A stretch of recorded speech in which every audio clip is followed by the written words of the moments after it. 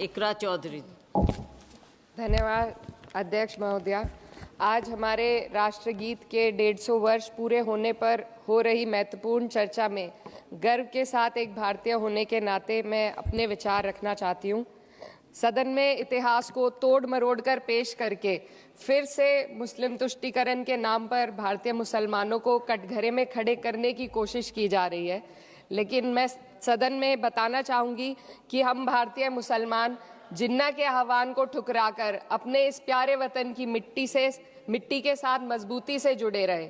हमने महात्मा गांधी, बाबा साहब डॉक्टर भीमराव अंबेडकर, रविंद्रनाथ टैगोर जी, सुभाष चंद्र बोस जी, मौलाना अबुल कलाम आज़ाद, अशफाक उल्लाह खां साहब के विचारों को अपनाया।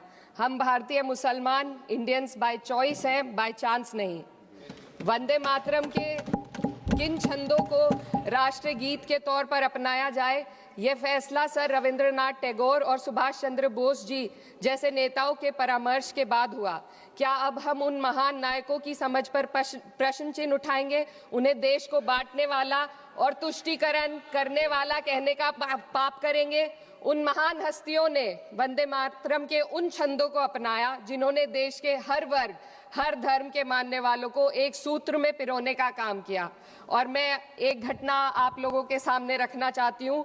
वर्ष 1998 में उत्तर प्रदेश सरकार के मंत्री रविंदर शुक्ला जी ने स्कूलों में राष्ट्रगीत को गाना अनिवार्य कर दिया था। लेकिन तब के तत्कालीन प्रधानमंत्री अटल बिहारी वाजपेयी जी ने, जो उस समय लखनऊ के दौरे पर थे, उत्तर प्रदेश सरकार के इस फैसले पर नाराजगी जताई और यूपी सरकार ने राष्ट्रगीत को अनिवार्य करने वाले मंत्री को बर्खास्त कर दिया था। अब मैं सत्ता पक्ष से सवाल करना चाहूंगी।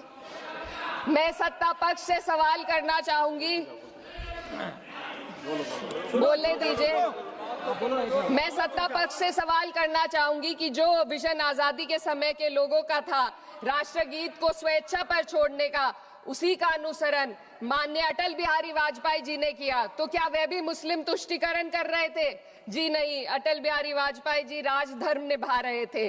देश में सब धर्मों को एक साथ लाना, सबके जज्बात का एहसास करना ही सबसे बड़ा राष्ट्रवाद है। माननीय अध्यक्ष महोदया, आज हमें वंदे मातरम के असली भाव को समझना जरूरी है। यह गीत तो देश के जल, जंगल, जमीन, हरियाली और निर्मल हवा की वंदना को समर्पित है। यह भारत की जन जन की मंगल कामना करता है कि भारत का हर नागरिक स्वस्थ रहे, सुरक्षित रहे और सम्मान के साथ जी सके। सुजलाम सुफलाम का अर्थ है, सुनिए, ऐसा देश जहां स्वच्छ और पर्याप्त जल हो, जहां नदियां जिंदा हो, बहती हो, जीवन देती हो। अध्यक्ष महोदय, लेकिन अब जरा यमुना का हाल देखिए। दिल्ली प्रदूषण नियंत्रण समिति की 2025 की रिपोर्ट बताती है कि यमुना के कई हिस्सों में बीओडी स्तर 127 mg पर लीटर है तक पहुंच चुका है, जबकि किसी जीवित नदी के लिए ये 3 mg पर लीटर से कम होना चाहिए। ये सिर्फ नदी का संकट नहीं है, ये किसान का संकट है। नमामि गंगे के नाम पर हजारों करोड़ रुपए खर्च हो गए, लेकिन सच्चाई ये है कि आज भी गंगा और यमुना के किनारे किसान मजबूरी में उसी जहरीली पानी से खेती कर रहा है। वही जहर अनाज में उतरता है और वही जहर किसान की जिंदगी को धीरे धीरे खत्म कर देता है। अध्यक्ष महोदय, जब पानी जहर हो जाएगा तो सुजलाम कैसे होगा? जब किसान बर्बाद होगा तो सुफलाम कैसे होगा? मलयज शीतलम, मलय का अर्थ है मलय पर्वत से बहने वाली ठंडी, सुगंधित, चंदन जैसी हवा जो जीवन देती है, बीमारी नहीं। आज मैं इस सदन से पूछना चाहती हूँ, क्या आज के भारत की हवा मलयज शीतलम है? नहीं अध्यक्ष जी, बस संसद से बाहर कदम रखिए, एक गहरी सांस लीजिए। ये चंदन की महक नहीं, ये जहर है जो आपके हमारे फेफड़ों में उतर रहा है। दुनिया के 20 सबसे प्रदूषित शहरों में से 13 भारत में है। दिल्ली की हवा में सांस लेना मानो रोज 20 सिगरेट पीने जैसा हो। भारत हर साल सर्दियों में जहरीली हवा के प्रकोप में घिर जाता है। AQI गंभीर स्तर पर आ जाता है। ठंडी हवा का सपना अब गैस चेंबर की हकीकत बन चुका है। हम वो देश हैं जहां सरकार प्रकृति पर बने गीत का मान मर्दन तो करती है, पर उसी प्रकृति, जंगल, हवा, पेड़ को बचाने वाले कानूनों को धीरे धीरे खुद ही खत्म कर रही है। ये है आज के हमारे मलयज शीतलम की अफसोसजनक सच्चाई। अगर हम हवा को साफ नहीं कर पाए तो न सुजलाम बचेगा न सुफलाम बचेगा।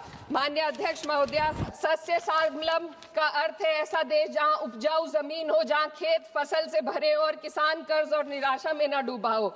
आज किसान सिर्फ मौसम से नहीं लड़ रहा, वह प्रदूषण, नीतियों की बेरुखी और सिस्टम की नाइंसाफी से लड़ रहा है। एक तरफ कॉर्पोरेट के लोन माफ होते हैं, दूसरी तरफ किसान को उसकी वाजिब एमएसपी भी नहीं मिल पाती है। आप ग्लोबल सुपर पावर बनने की बात करते हैं, लेकिन हमारी पर कैपिटा इनकम दुनिया में 136वें नंबर पर है। हम अपने छोटे पड़ोसी देश से भी पीछे हैं। हमारे लोग $2,500 तक भी नहीं कमा पा रहे एक साल में, और जिन अरबपतियों की ये रक्षा करते हैं वो इतना पैसा एक सेकंड में कमा लेते हैं। आज वंदे मातरम को बुनियाद बनाकर राजनीति की जा रही है, लेकिन जमीन पर जंगल पूंजीपतियों को सौंपी जा रही है। आदिवासियों को उनके घरों से उजाड़ा जा रहा है।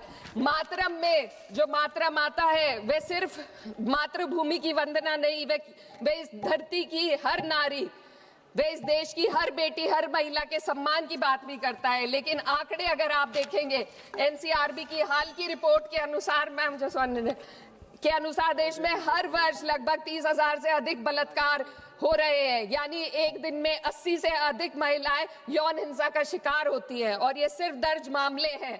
जब जम्मू कश्मीर की एक बच्ची हिंसक अत्याचार का शिकार होती है, जब सत्ता से जुड़े लोगों पर आरोप लगते हैं और कार्रवाई वर्षों लटक जाती है, जब उन्नाव की पीड़िता लखनऊ के दरबार में इंसाफ को लेकर अपनी जान देने पर आमादा होती है, जब बिल्किस बानो के अपराधियों का सरकार के लोग द्वारा स्वागत किया जाता है, तो ये घटनाएं वंदे मातरम की आत्मा पर चोट पहुंचाती है। मैं अध्यक्ष महोदया बस यही कहना चाहती हूँ अपनी बात को अंत में रखते हुए कि वंदे मातरम सिर्फ अतीत की ललकार नहीं, ये वर्तमान की जिम्मेदारी है। ये आत्म मंथन की घड़ी है। यही समय है कि हम वंदे मातरम को सिर्फ नारा नहीं, नीति और जिम्मेदारी बनाएं।